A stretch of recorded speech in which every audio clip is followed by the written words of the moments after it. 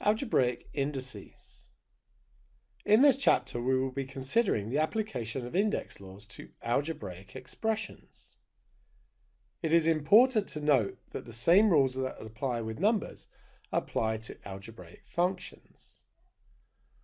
We know the following index laws, and note these are expressed algebraically. A to the m times a to the n is a to the m plus n. And the important thing is that the base number, the a, is the same throughout. A to the m divided by a to the n is a to the m minus n. So when we're dividing, we subtract indices.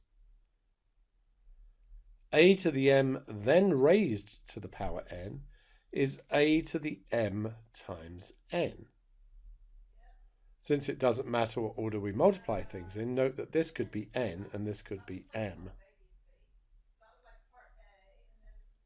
If we have a times b to the m applies to both the a and the b, so that's the same as having a to the m times b to the m.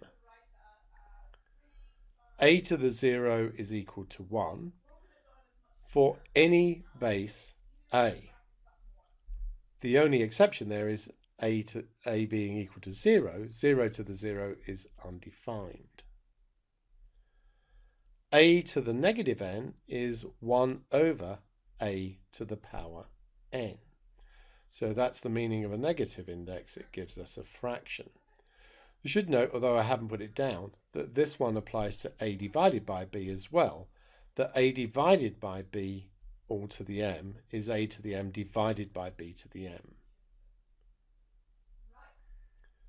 And we have worked with these index laws when using numbers. For example, you should know that if we have 3 to the power 2 multiplied by 3 to the power 5, then we get 3 to the power 7.